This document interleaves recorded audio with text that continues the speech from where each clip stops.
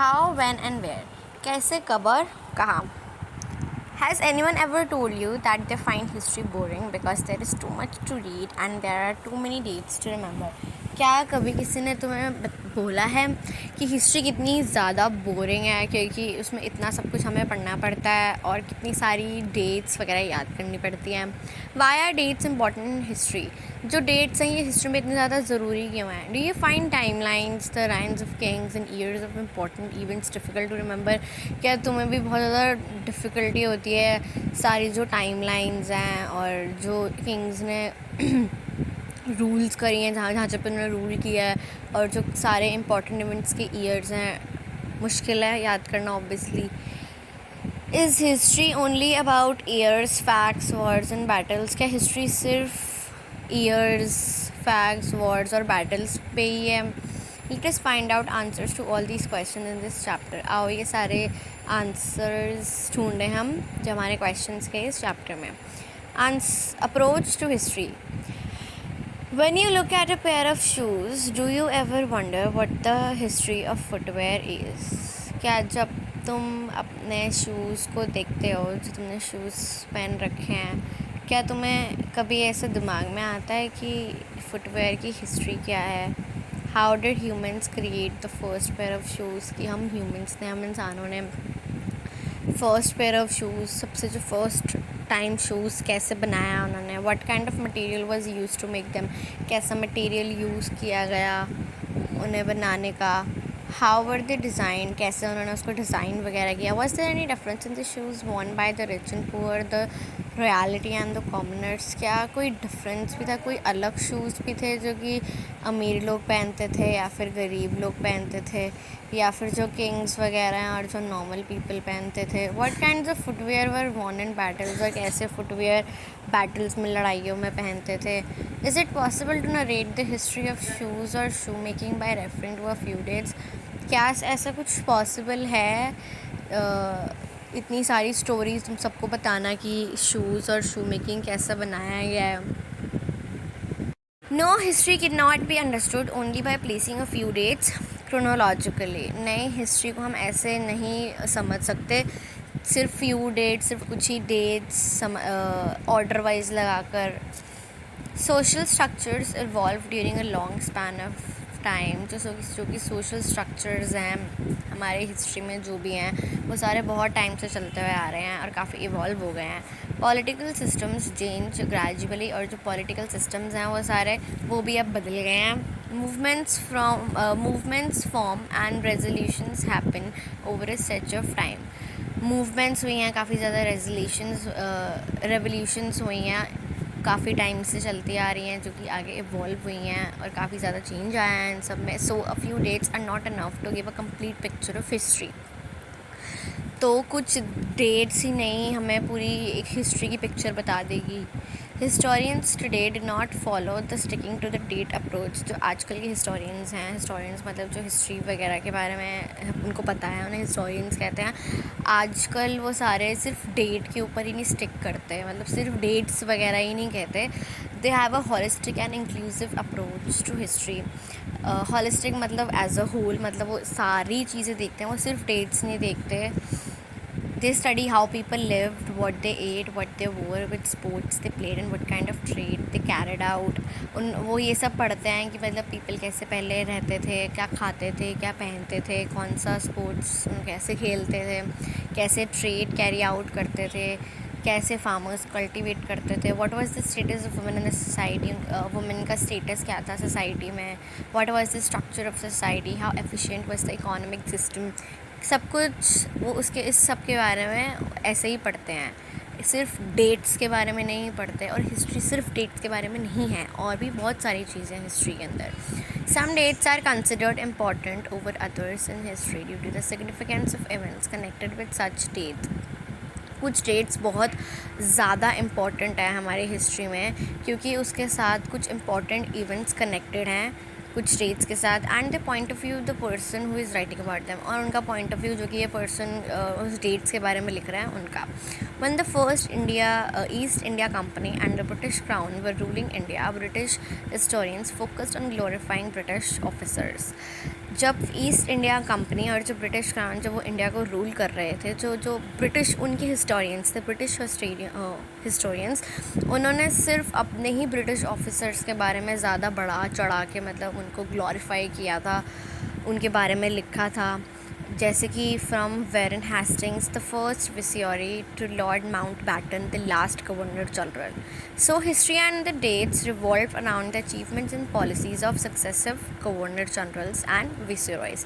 तो जो हमारी हिस्ट्री और जो डेट्स हैं वो सब इनकी अचीवमेंट्स की, किस इंसान ने क्या क्या अचीव किया था, कैसी पॉलिसीज़ थी, क्या सब था, कौन किसके बाद आया, इसके अराउंड होता है, सब इवॉल्व करता है इसके around he. British historians did not include the life of the Indians and the commoners in the history they wrote. जो ये ब्रिटिश हिस्टोरियंस थे उन्होंने इंडिया की लाइफ के बारे में कुछ भी नहीं लिख रखा था, और जो भी नॉर्मल पीपल, जो कॉमनर्स जो इंडिया में रहते थे, उसके बारे में भी कुछ नहीं लिखा था. It was a loop sided view of the history. वो बहुत ही एक अनबैलेंस्ड हिस्ट्री उन्होंने सबने लिखी थी. Periodization of Indian history.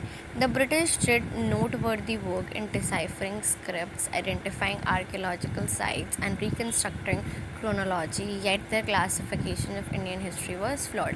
जो ब्रिटिश थी उन्होंने काफ़ी ज़्यादा काम किया था, स्क्रिप्ट्स को डिसाइफर किया, मतलब जो अलग अलग लैंग्वेजेस में लिखी होती थी उसे अपनी लैंग्वेज में चेंज किया, ये होता है डिसाइफर का मतलब. और उन्होंने अलग अलग आर्कियोलॉजिकल साइट्स वगैरह उनको आइडेंटिफाई किया, काफ़ी ज़्यादा और इमारतें नई नई बनाई. फिर भी उनका जो क्लासिफिकेशन था इंडियन हिस्ट्री का वो डिफेक्टेड था, बहुत सारी उसमें तब भी गलतियाँ थी. You have read before that history is divided into ancient, medieval and modern periods by historians all over the world. तुम सबने पहले भी पढ़ रखा है कि हमारी जो हिस्ट्री है वो एंशियंट, मिडीवियल और मॉडर्न उसमें डिवाइडेड है हमारे हिस्टोरियंस ने पूरे वर्ल्ड में. The flawed periodization of Indian history gave a false impression to readers of the Indian history. जो फ्लॉड पीरियडाइजेशन है, जो कि हमारा जो पीरियडाइजेशन है इंडियन हिस्ट्री का वो बहुत ही डिफेक्टेड है. ये उसने एक गलत इंप्रेशन दिया है हमारे रीडर्स को इंडियन हिस्ट्री का. A British economist, a historian and political theorist, James Mill, in the History of British India, published in 1817, termed these divisions as Hindu, Muslim and British from the 18th century onwards. जो British economist, historian, political theorist James मिल है, उसने the history of British India जो कि 1817 में publish हुई थी, उन्होंने जो लोग earliest time to 11th century से थी उनको हिंदू बोला, और फिर जो 11th सेंचुरी से 18 थी उनको मुस्लिम बोला, और British 18th century onwards. The establishment of Delhi Sultanate in 1200 CE made the British term the second phase as Muslim. जो दिल्ली सल्तनत इन्होंने इस्टेब्लिश किया था उसमें जो ब्रिटिश टर्म का एक सेकेंड फेज बनाया उन्होंने मुस्लिम. Today's historians reject this periodization because the religion of the ruler alone cannot be the basis of labeling the entire society or the period. आजकल के historians ये वाली जो की थ्योरी है वो रिजेक्ट करते हैं, क्योंकि सिर्फ एक रूलर के रिलीजन से तुम पूरी होल सोसाइटी का रिलीजन नहीं कर सकते, नहीं बता सकते. जैसे कि हमारा रूलर अगर मुस्लिम है तो पूरी सोसाइटी भी ऐसी मुस्लिम होएगी. Periodization is based on the political economy, social structure and the substantial changes in them. जो हमारे periodization है वो political economy, social structure और substantial changes के ऊपर based है. Periodization by James Mill was an attempt to establish that India was intolerant, superstitious, racially backward and inferior to the British. जो James मिल ने पीरियडाइजेशन इस्टेब्लिश किया था वो उसका सिर्फ एक अटैम्प्ट था ये दिखाने के लिए, ये बताने के लिए कि इंडिया कितना ज़्यादा सुपरस्टिशियस है, कितना ज़्यादा अंधविश्वासी है, वो बिल्कुल कोई चीज़ सहन नहीं कर सकता, कितना रेशियली बैकवर्ड है, मतलब डिस्क्रिमिनेशन भी बहुत है, और कितना नीच है ब्रिटिश से. The picture in the letters began section was the British way of asserting that the Brahmins had handed over the Shastras through Britannia, the symbol of British power, and accorded them the status of protectors of Indian culture.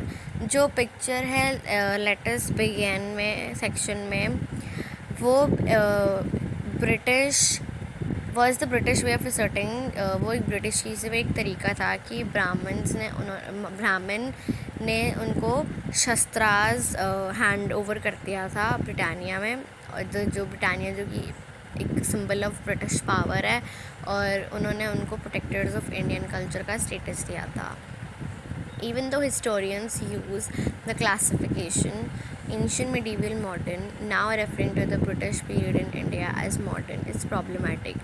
फिर भी जो historians जो classification use करते हैं ancient, medieval, modern, वो British period को जो India में है वो जो modern हमारा है British period, वो इसे बहुत ही problematic कहते हैं, जो कि बहुत ही problem वाली चीज़ है. मतलब this periodization is borrowed from the West.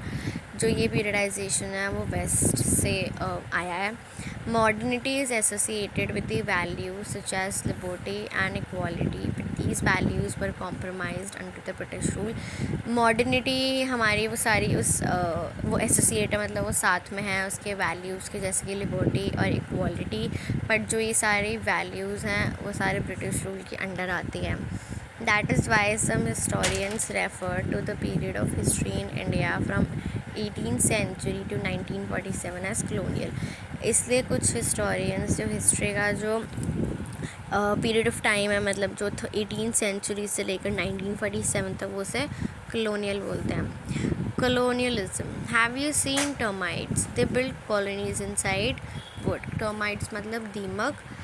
क्या तुमने कभी दीमक देखे हैं? वो वुड के अंदर, मतलब लकड़ी के अंदर वो बिल्कुल खोद के अपनी अलग अलग बहुत बड़ा कॉलोनीज बना लेते हैं. They eat the wood, damage it and turn it into dust. वो उस वुड को खाते हैं, उसको नुकसान पहुंचाते हैं और उसको बिल्कुल मिट्टी कर देते हैं. Similarly when a country captures another country and exercise political, economic and cultural control over it by turning it into a colony, it's called colonialism.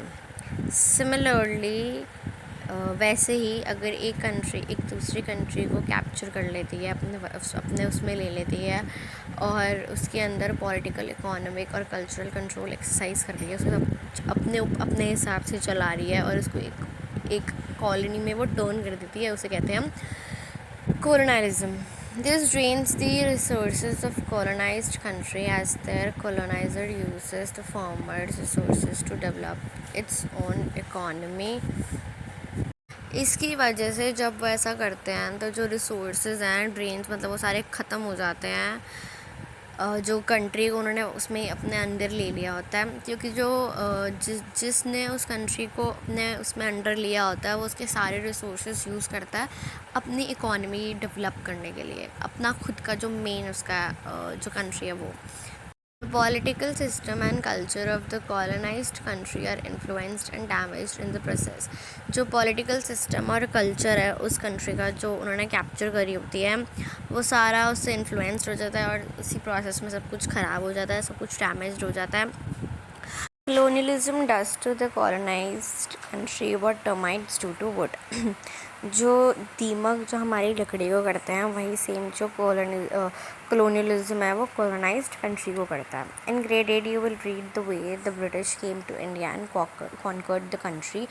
8th class में आप सब पढ़ोगे कि ब्रिटिश इंडिया में कैसे है, उन्होंने कैसे उसको अपने अंडर कंट्रोल में करा. You will also come to know how India become a colony of the British, और तुम ये भी सब पढ़ोगे कि इंडिया कॉलोनी कैसे बनी ब्रिटिश की. Sources of colonial history. You have read in earlier grades that chronicles or official records are an important source of history. तुम सब ने अपने पहले 6th-7th में पढ़ा है कि जो ऑफिशियल रिकॉर्ड्स हैं और जो क्रॉनिकल्स हैं वो हमारी हिस्ट्री के लिए कितना ज़्यादा इम्पॉर्टेंट है. One of the primary sources of colonial history is the official records of the British administration which include reports, maps, notings, letters and memos. हमारे जो प्राइमरी रिसोर्सेज हैं कॉलोनियल हिस्ट्री के, वो हमारे ऑफिशियल रिकॉर्ड्स हैं British administration के, जो कि इंक्लूड करते हैं जैसे कि रिपोर्ट्स, मैप्स, नोटिंग्स, लेटर्स और memos. The British made it a point two document everything. British ने उसको एक डॉक्यूमेंट में एक पॉइंट बनाकर सारे उस डॉक्यूमेंट में सब कुछ लिखते थे, करते थे. Each department such as the collectorate, court and secretaries had record rooms हर एक डिपार्टमेंट का, जैसे कि कलेक्ट्रेट, कोर्ट्स, सेक्रेटरीज, इन सब का एक अलग रिकॉर्ड रूम्स होते थे. The British build archives and museums to preserve these documents. British ने काफ़ी ज़्यादा archives बनाए, म्यूजियम्स बनाए, ताकि जो ये सारे डॉक्यूमेंट्स हैं उन्हें वो प्रिजर्व करके रख सकें, ढंग से रख सकें, संभाल के रख सकें. The national archives of India was established in 1920s. जैसे ये पिक्चर में है, ये हमारा नेशनल आर्काइव्स ऑफ इंडिया है न्यू दिल्ली में. Initially the copies of these documents were created by calligraphers. आखिर में जाकर इन सब डॉक्यूमेंट्स की कॉपीज़ बनाई गई जो कि कैलीग्राफर्स ने बनाई थी.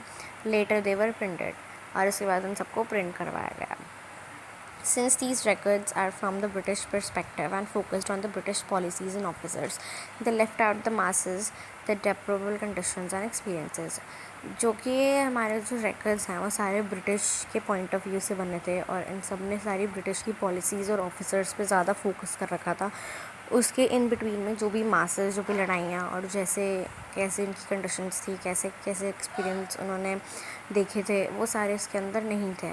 To find out about the conditions of people, historians referred to travelogues, autobiographies, poems, novels written during the colonial period.